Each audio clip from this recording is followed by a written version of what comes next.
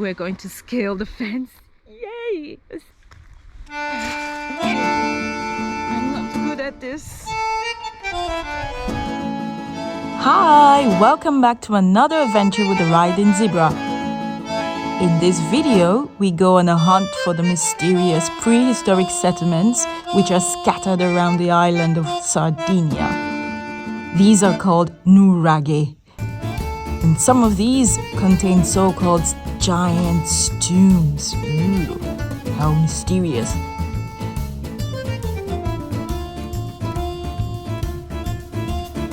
Curious about the history of Sardinia, we decided to seek out some of the most peculiar looking Nuragics we could find while riding. With over 800 of these Bronze Age structures just waiting around to be discovered, we had no doubt that we would find some pretty interesting ones along the way. And we weren't disappointed. We visited 5 of these settlements over a period of 4 days, some by plan, others by pure luck. Nuraghe Palmavera to the west, Brandali complex northwest, the Giant's Tomb of Senena and Thomes to the east, the Nuragic Sanctuary of Santa Vittoria in the center, and finally Nuraghe Piscu to the south. Our search for the Nuraghes began on our 3rd day riding in Sardinia. We took off from the coastal city of Alghero on the west, heading towards La Caletta on the east. The time was 1 p.m. But first, we stopped for a surprisingly sophisticated lunch.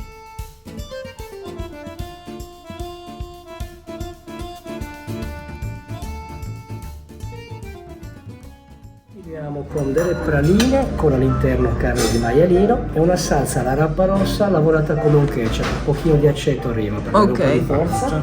Ok.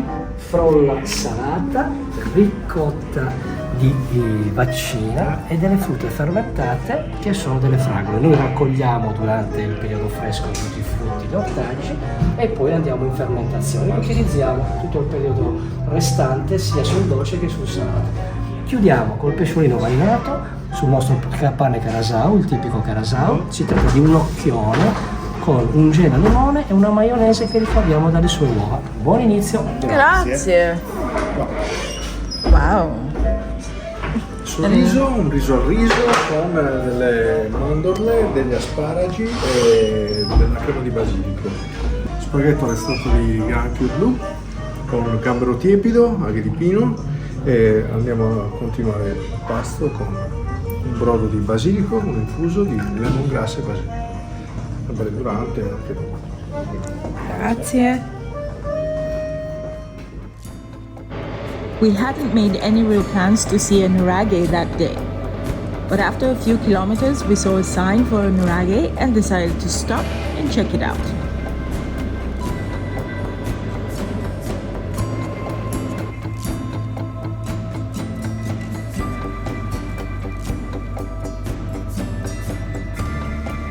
The Palmavera complex has 2 towers and several huts, including a large meeting hut where a model of the village was found, as well as a round throne.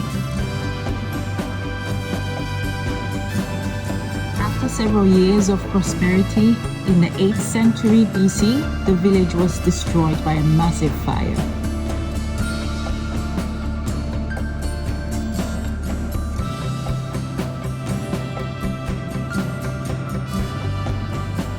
Okay, so those are the central towers, the main towers, which were probably used as a garrison. So the village could be defended, right? And all around you find smaller circular rooms. So this is probably where the villagers actually lived. So you can see the circular rooms. And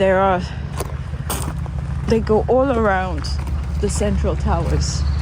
So they are more over on this side.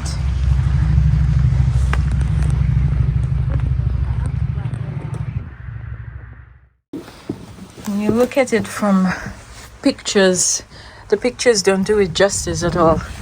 Because you can't really see, you know, how massive the stones are, how high they actually are, the walls are. I guess this would have been a sort of plaque or something with the name of the Nuraghe, name of the village maybe.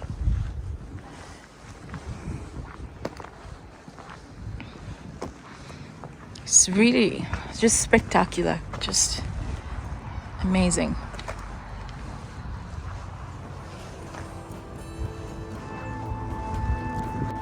Okay, so we just found out that perhaps the large central area where we were was meant for worship. You know, perhaps they were worshipping the sun god, I think, because back in the Bronze Ages, most people were worshipping the sun. You would see evidence in Stonehenge and in the megalithic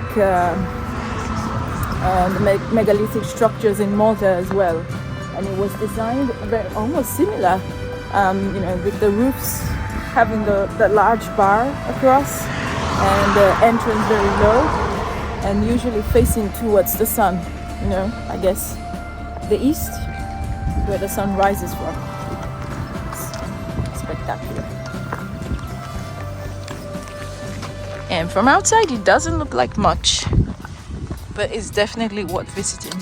The next day we went in search of a giant's tomb close to the village of Santa Teresa di Gallura.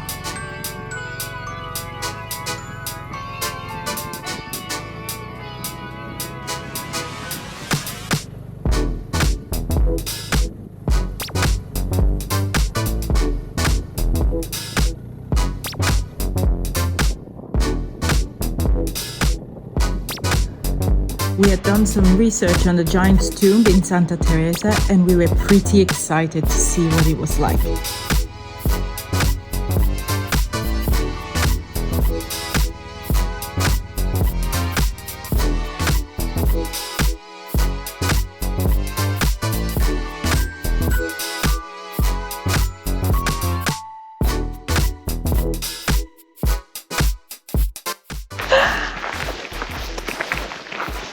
Pay the ticket. Great. Grazie. Okay, so this is the ticketing office to see the Tomb of the Giants in this archaeological park called. We are beginning this self-guided tour. We've got audio guides to help us through this. It's just the two of us at the moment. Which is okay. And we first of all we have to walk through this wild piece of land, and the first point of interest would be the Tomb of the Giants. So this complex is known as the Brandali, okay, and it comprises the Nuragic, which I've said before. A Nuraghe is basically a circular building that is built with stones and nothing else. And around the tomb, I mean, it's like a village basically. So you've got all the secular rooms and stuff. So you've got the village, and then there's usually also a tomb. These stones over here are so precious because they date way back to the Bronze Age. I was listening to the guide and it says that the Nuragic people didn't leave any records, and so they don't even know what the people were called. So I guess this is a name that's just been given to them. Okay, so now we have arrived at the Tomb of the Giants, I think. This is the Tomb of the Giants, Pietro. Sì, Tomba dei Giganti. Okay, so there isn't much left of this one. There isn't much left of this one, actually. So let's see.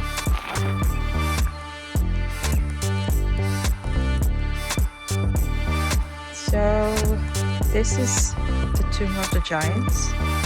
And it's supposed to be in a shape of the face of a bull and the horns of a bull. So it's just a legend that giants were buried here, but actually it's just a collective tombs of the village people. Okay, so we're going from the gravesite to the Nuraghe, which is the ancient prehistoric village. Most of these ruins are actually this way because of two main reasons. The first being the construction of fences around farms, and the second being the construction of the main roads. So most of these stones were needed to construct to construct the roads and to construct fences and stuff like that.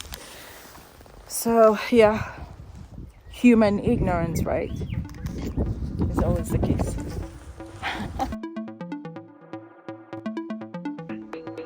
We had expected more from this giant's tomb based on the pictures we had seen online, so we are rather disappointed. But we resolved to keep researching until we found one which was more intact and had way more to offer.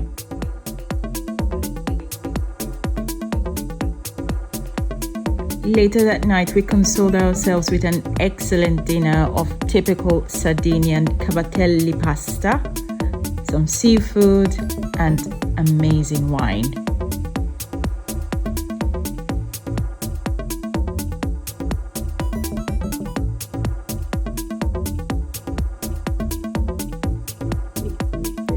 Despite the previous disappointment, we set out the next day more hopeful.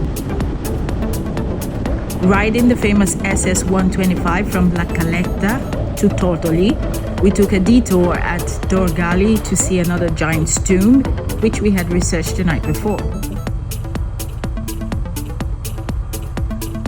On arrival, we found a flimsy piece of rope tied around the gate, which didn't really look like an attempt to lock it.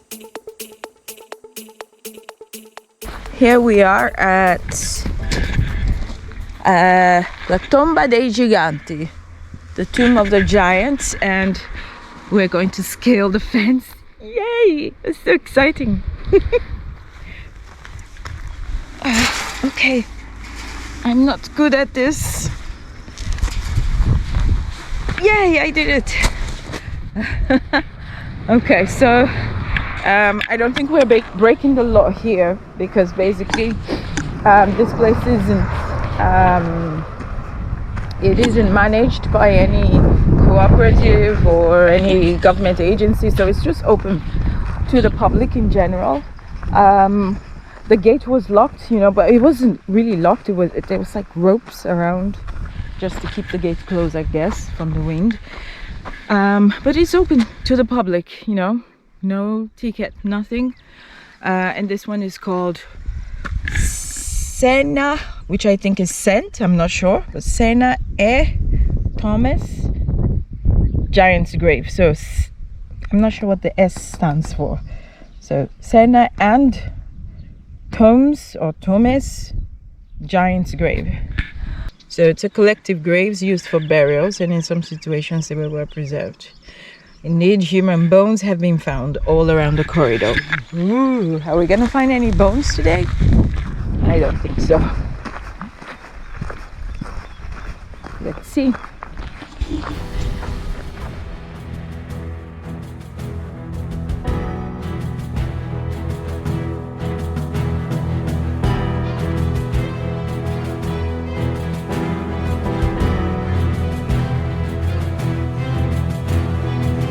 There it was, standing up to fight against time, as the Nuragic clan had most likely intended.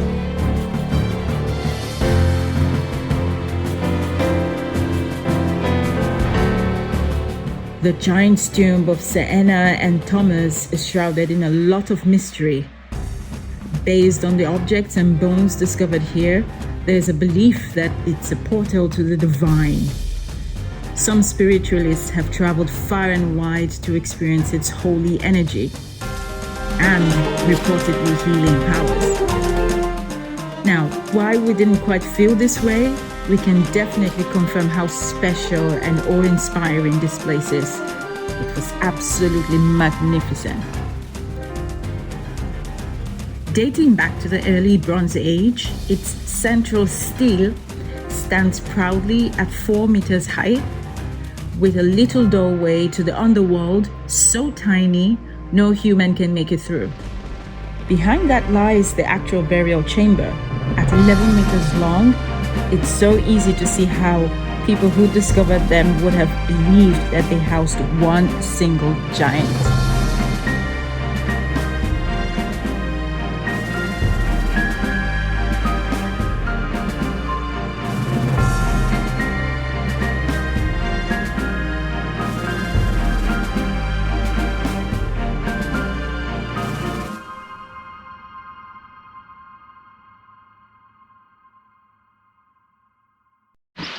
So today has been a very satisfying day.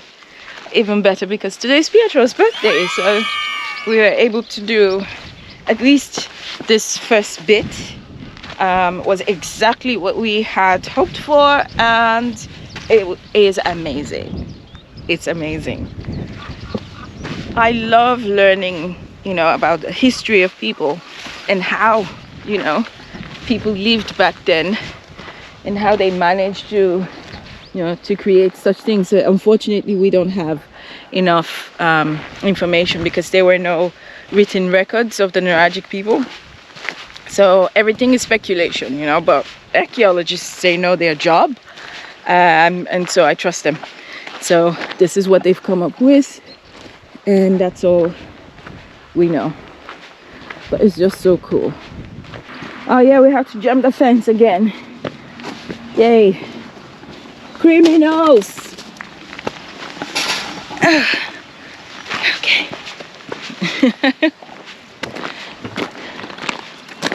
Ciao, amore. Perfect. The following day, we headed down south towards Cagliari. Our initial plan had been to visit one of the largest nuraghes in Sardinia, Nuraghe in Baromini, 64 kilometers from Cagliari. Being a UNESCO World Heritage Site, it is one of the most visited nuraghe in Sardinia, with guided tours only. And so we decided to avoid the crowds and search for another nuraghe along the way.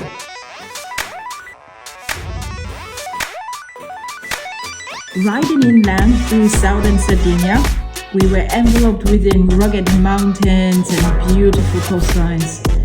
And between the mountains of Surrey and Moretta, we stopped to admire the sparkling blue waters of Lake Mulagia.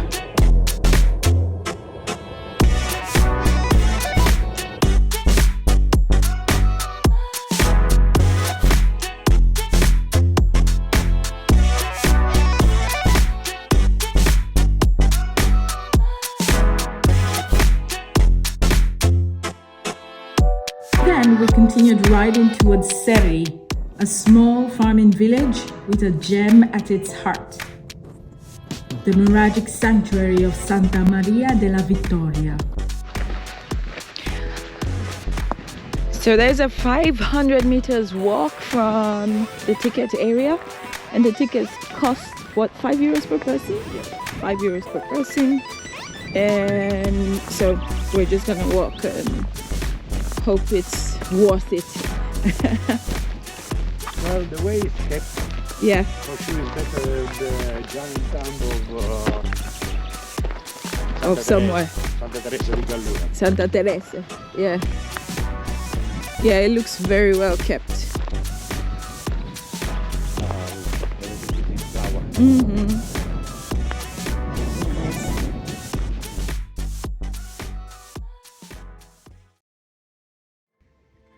Discovered between 1907 and 1909, the Nuraghe is a fine testament to how the Sardinian people and their beliefs and architecture have evolved over thousands of years.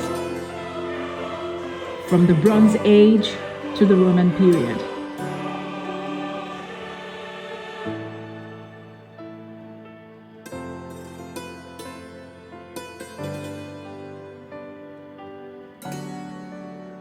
Of the several groups of buildings excavated in the site, the most noticeable and important of all are the Well Temple, with a paved entrance, an altar, and a flight of 13 steps leading to a well, which houses the sacred water.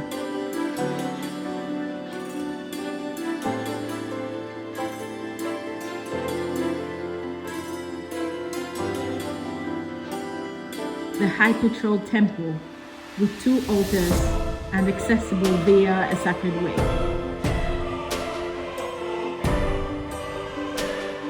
The Feasts Paddock, an area for celebrations and entertainment of visitors from abroad. The Curia, a circular room that is believed to have been used for animal sacrifices and meetings between various Nuragic chiefs. And the Church of Santa Maria della Vittoria, from which the archaeological site derives its name.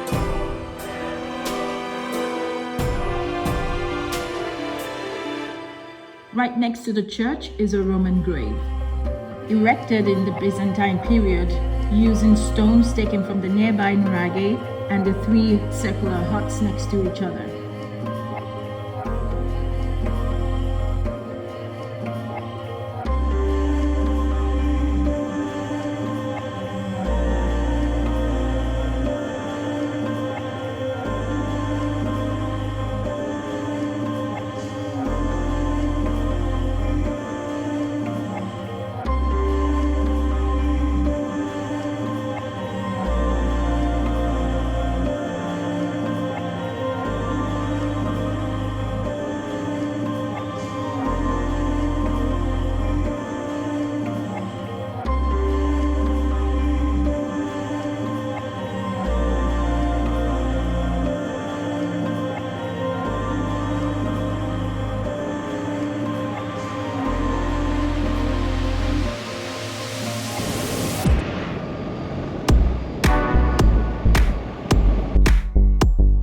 So, completely satisfied with our experience at the Nuragic Sanctuary of Santa Vittoria, we headed back on the road to Cagliari.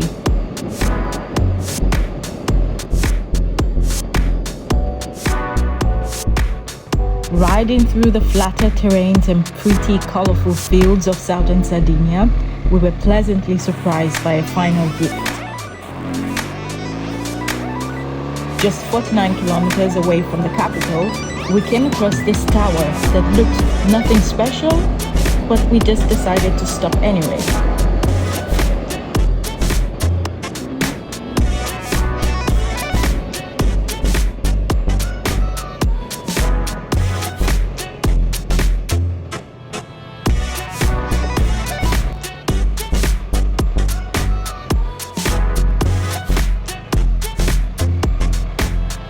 It turned out to be one of the best preserved nuraghes in southern Sardinia, Nuraghe Piscu.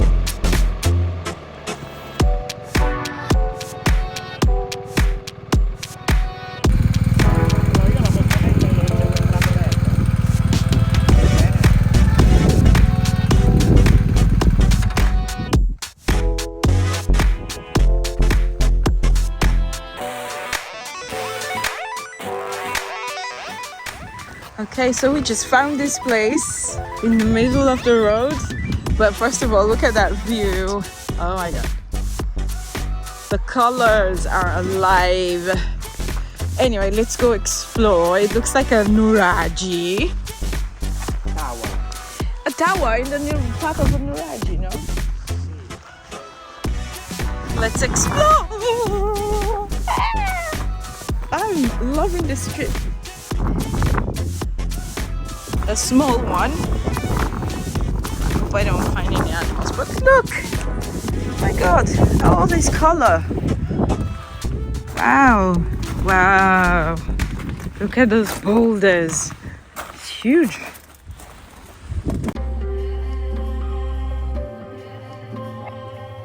Ta-da! There's an entrance. Wow. Wow, wow, wow.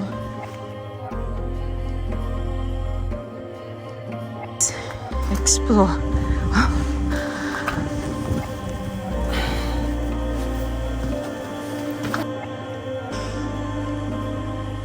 Cool. Really cool.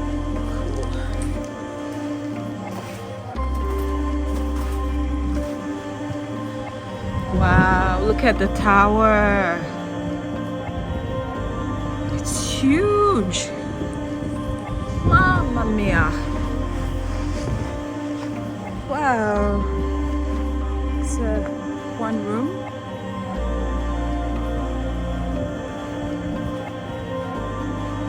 And there are these little crevices. Incredible. Let's see the tower. Oh my god, I have goosebumps right now. I have goosebumps. Really, I have goosebumps.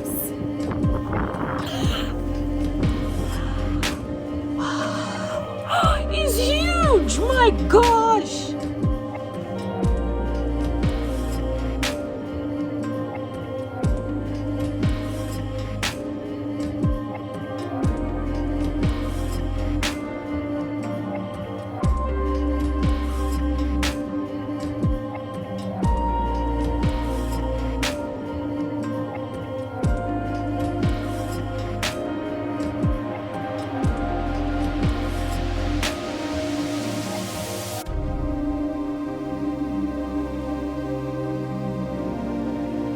Walking into the 9-meter high main tower was literally like walking straight into the past. It was so surreal.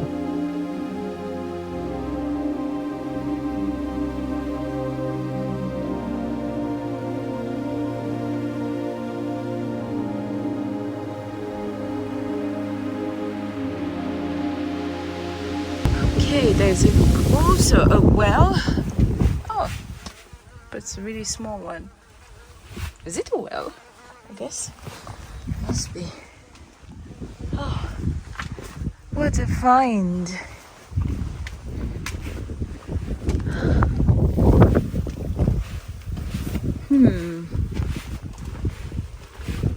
Could this have been like a burial chambers or something? I can imagine. Oh, and you can see the tower from here.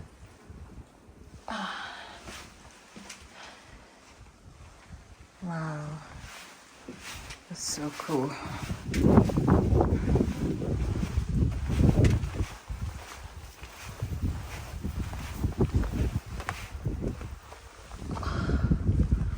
So cool. Oh my god, and this tower is just amazing.